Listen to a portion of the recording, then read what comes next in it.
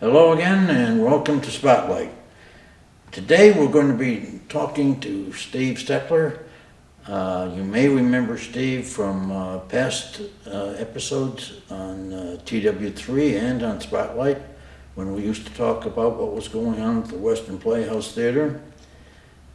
Today we're going to be talking about a little bit about the Playhouse, but much more about another activity Steve is involved in, realty. Steve, welcome. Thanks, Ralph. And just so we can get this done so our viewers understand it, this is sort of a test setup here in the studio. We did wear the masks, but we decided that in order to be articulate, it would be wiser to remove the mask. So we're wearing the mask for the technicality of it, but we're not wearing it so we can speak. That sounds all right? I think so. Okay. So Steve, why don't you just give us a little bit of your background so you fill in people on this.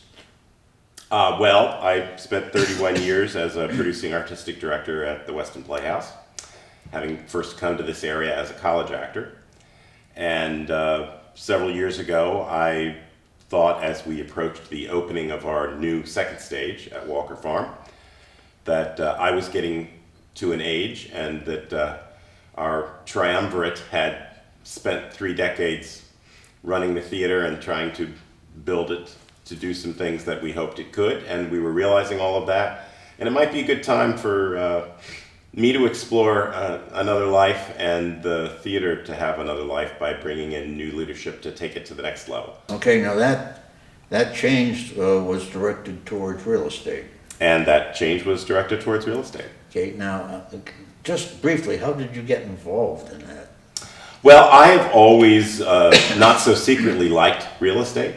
Mm-hmm. I especially like it in this area. I didn't spend 30-some years of my life with the Weston Playhouse to not fall in love with this area and to believe in it passionately. I like the properties here, I like the quality of life here, I like the people here, I like the vibrancy, I like the relatively healthy nature of where we live.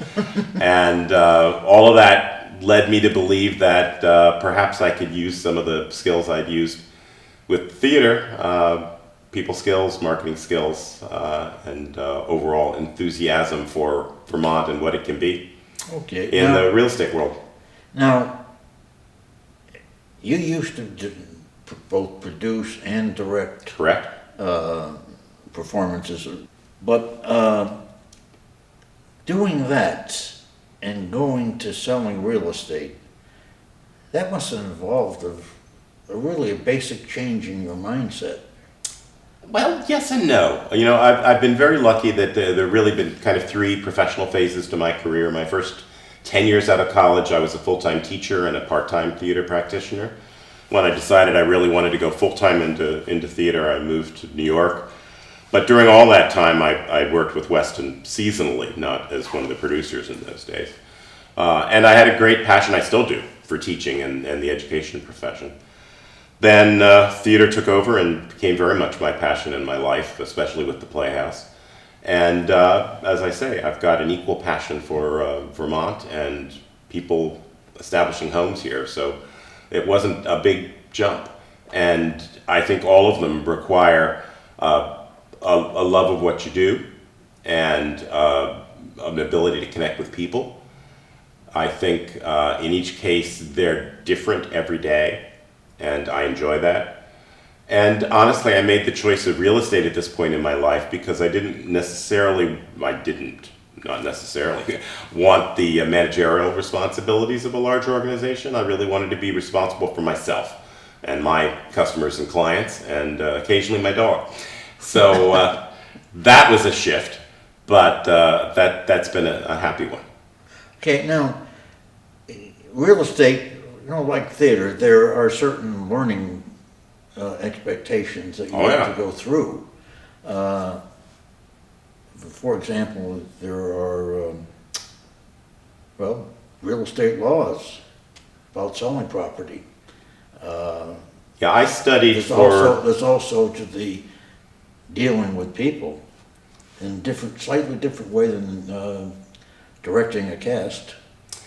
Yes, but as a theater producer, I was also involved in negotiating contracts and lots of things that have a lot of similarity, actually, to what you need to do in real estate. So the combination, I think, of psychology and negotiating was something that thankfully was already in my background. But definitely, I spent 6 months intensively studying for both the national and state exams that you take, which can last up to about 4 hours, closeted in an airless room with a computer up in Burlington. And it's a lot to learn for that. And then I've been very impressed that the profession, requires continued education to maintain your license. And so there are constant, not only opportunities, but requirements to continue to be learning. And again, as somebody who's only been in that field now a little over a year officially, I'm still learning every day by some new transaction or some new law. And of course, we're all adjusting daily to the world we're living in. So, Well, yes. that's something I'd like to get to a little bit later, but... Absolutely. Now, what is it like to be working with realtors, and obviously your clients, Yeah. as versus working with actors and those involved in performances? Again, I don't really find it all that different, to be honest. I've known a lot of realtors, having been here many years, and having convinced a lot of friends and family to buy property here, even when I wasn't in the business. And I like our field. I like the people who are in it, and I've enjoyed getting to know the ones I didn't know before. I think a lot of people are aware that the last 10 years, real estate as a profession changed considerably with all of the new laws and restrictions and so forth that got passed after the downturn of 2008, 2009. And I find it to be a very honorable profession, a very dedicated profession, a very community-oriented profession, which I like. And in the same sense that as a director in theater, I enjoyed the collaboration of having designers and coaches and actors all working with me to create a common vision. I look at other realtors as my collaborators, because in Vermont there's almost always somebody on each side of the deal. And that's becoming a whole new family of collaborators for me. Going through all this process, do you ever go back to the theater? I realize that at this point in time, going back to the theater is a little bit of a difficulty. It's an exercise in memory for all of us at the moment, yes. But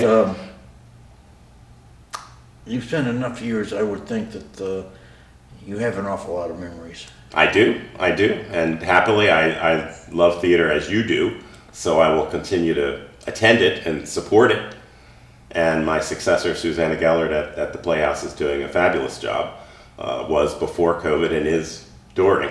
And we're good friends and colleagues, and she knows I'm around if she needs me, but that I've moved on to other things, so I certainly don't look to get in her way. Well, I think she's a marvelous person. She's fantastic. We're very lucky. Now, in terms of the real estate, right now, let's talk about COVID-19. That has had a tremendous impact on virtually every phase of our life. Indeed. Lifestyle, whether it's in Vermont or California or what have you. Throughout the world. But how has it specifically impacted you here in Vermont in real estate? Well, I was saying to you before we began on camera that I did say to friends after I went into real estate and then when this happened that it was my best guess that we were going to be very busy very soon.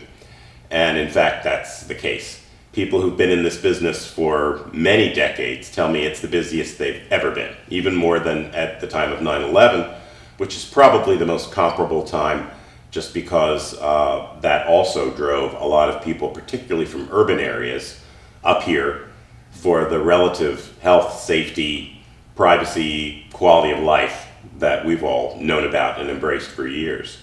I've personally been very disappointed over the last decade that our part of Vermont, but the southern part of Vermont, did not bounce back so dramatically from the downturn of 2008 to 2009 the way the northern part of the state did, for reasons that I honestly can't explain, because I've seen this area only get more attractive, more vibrant, a better place to live. But the gift that COVID is giving us, and Lord knows it's not giving us many, is that it has driven some people here who either had a past association and realized they missed it, or through necessity found this as a haven during this time and are discovering that it might be not a temporary, but in fact a permanent solution for the life they want to lead. I think specifically of the city, Manhattan and New York, but very much. But the impact that COVID-19 brought on that city was just incredible. Devastating. It still hasn't obviously recovered any more than the rest of us have, but the people living down there, as much as they love the city, have needed and still desire for an escape, whether that be part-time or full-time. And of course, there's a very interesting group called the Vermont Futures Project, which is involved in a study. They're using UVM to do the research, and they're interviewing families who have harbored in Vermont because of and since COVID, to ask them, would they consider living here post-COVID, and what would they want that we don't have, if there's an answer to that question. And it's going to be fascinating to see that. But I think clearly, even without that study, people are already voting with their checkbooks. well, how long do you think? I mean, let's assume, and I guess at this point in time, we have to just call it an assumption, since I don't think anyone really knows. Nobody knows. How long the direct impact of COVID-19 is going to go on. What do you think the future is going to look like post-COVID-19 here in southern Vermont? Well, from what we're seeing now, the future is going to look like, ironically, what I thought and hoped it would be. We're going to have a larger base of young professional families with children who are residing here, in many cases full-time, if not significantly part-time.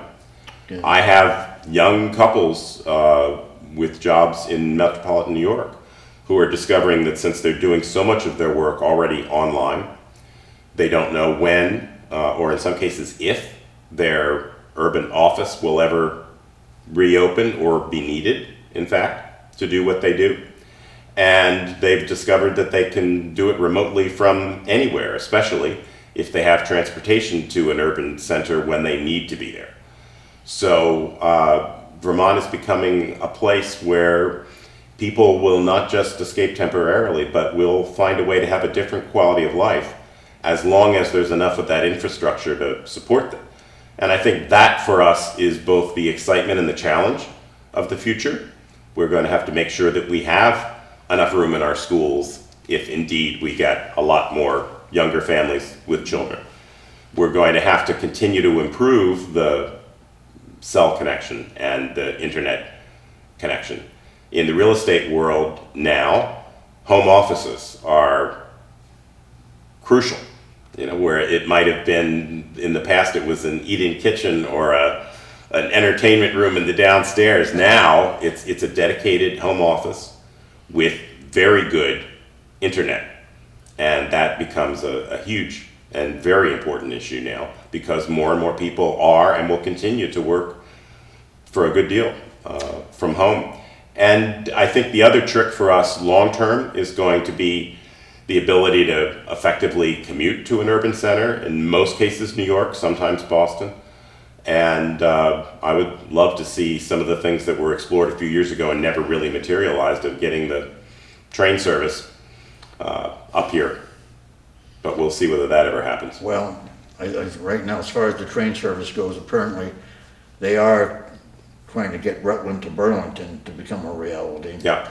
The one thing they do need to improve is the rail from Rutland to Albany, Troy or whatever.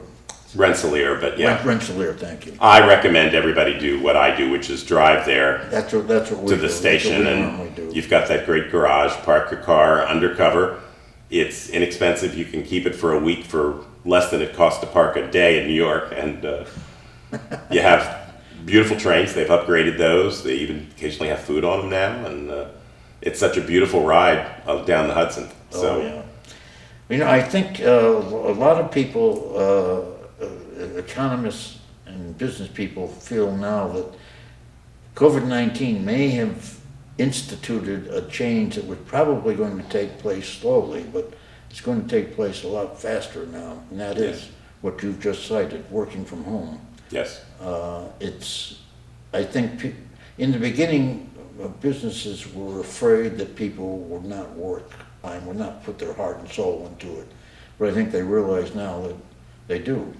I'm afraid it may, for some of us, be quite the contrary, that because we're working from home and we have almost everything we need, we're probably working more hours of the day than if we could strictly say, I'm leaving the office and I'm not turning on the phone.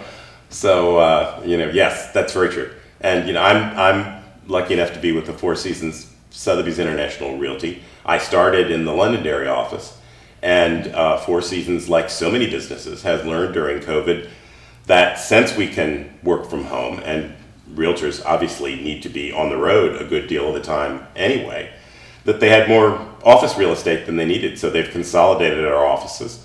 And as you know, I'm now joining you in Ludlow, and I'm going to be a part of the Okemo team because they've closed the smaller office in Londonderry. So In the long run, you feel that Southern Vermont does have something to offer. I've always felt that it did. I just didn't know that the world was sufficiently aware of it.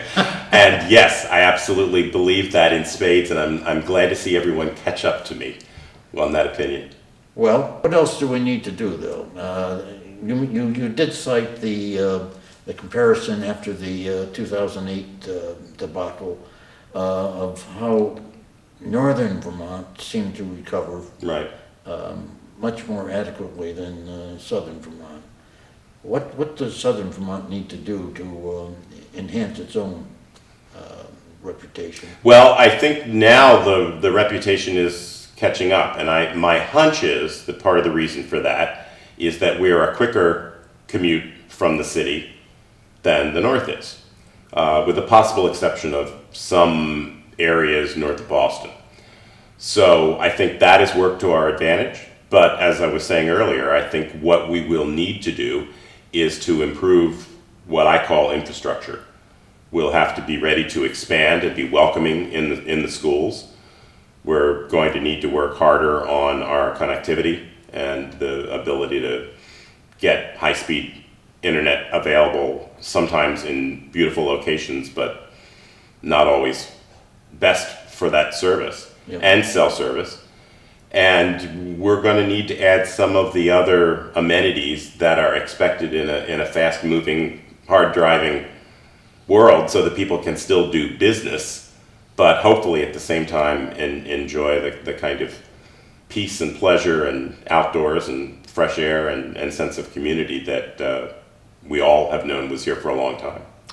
Now, you have mentioned schools and education several times. As you probably are aware, Ludlow is this is the final year of its high school. I'm well aware, yes. Now, there is an effort afoot for an independent school to operate, and I believe I don't know if they've gotten the full authority from the Board of Education yet, but I know that that is their aim. Mm-hmm. How does the Act 46 requirement for consolidation of schools affect the real estate? I don't know that particular requirement has affected it much. My observation is that people want to be in the communities that are sending towns to the best quality schools they can find. And not just the best in this area, but to be able to compare it to obviously where they might have been living or could be living. And it doesn't take them long now, especially with the internet and honestly talking to people who live in an area, to find out where that's the case. Also, the towns that have school choice. And in many cases, they have school choice because they used to have a school and they don't have a school anymore. So sometimes that could be actually a real estate advantage if you're sending to a good school that's a little further away but is a good one, or you can apply that tax money toward an independent school, be that a day school or not. So those two things are very, very important and attractive to families. And obviously the quality of education throughout the school years, elementary, middle, and high school. And let's face it, we also have some fine, although we've lost some, colleges and universities in this state too. So, Well, is that going to be a reflection on the need for even higher education to consolidate?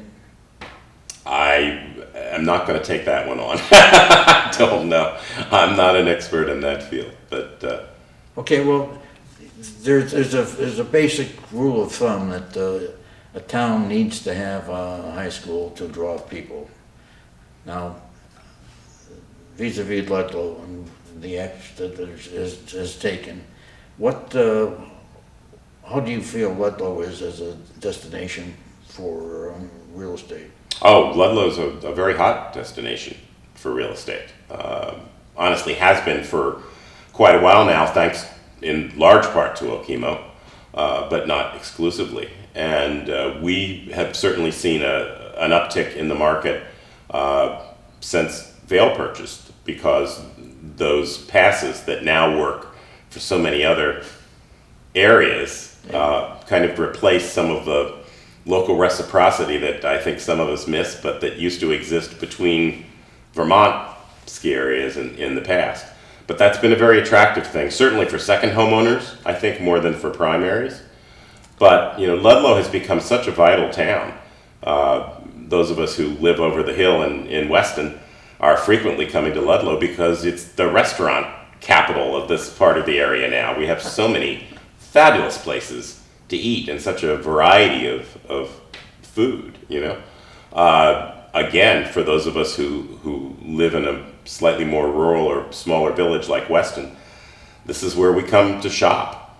And increasingly, as the theater expanded and we could no longer house a company that sometimes could be 150 people at a time working on 4 different shows, and all the crew, you know, related to that. We did a lot, and still do, a lot of renting in Ludlow, and we found that as much as people loved being in Weston and close to the Playhouse and in that community, when they were coming from an urban area, they actually enjoyed living in Ludlow when they could stroll to the food store and the local pubs and restaurants and the pharmacy and all of those things that we don't have in our little village. So again, I think Ludlow has already been vital and is only going to be more so. Okay. Well, Stephen, let's just talk about what your future is now. I mean, you obviously feel very comfortable now in the real estate. I do, yes. I'm loving it. And how long do you think you're going to continue doing this? As long as I'm allowed. Well, I don't think they have any retirement requirements by law. That was frankly another reason that I went into it. And I might be early middle age for the real estate world. You know, there are people considerably senior to me who are doing it and doing it very, very well. So I will do it as long as I can. I think this is my third and final career, but I'm not doing it casually. Okay, well, I really want to thank you for showing just coming by. I've always enjoyed our discussions. As have I, thank you. This has been particularly something that is nice to hear about what's going on in terms of how others outside of the area are viewing us. And hopefully those outsiders will soon become insiders and we'll all be the better for it. Okay, well, thanks again. Thanks, Ralph. And that's going to be a wrap, and we'll see you sometime in the future.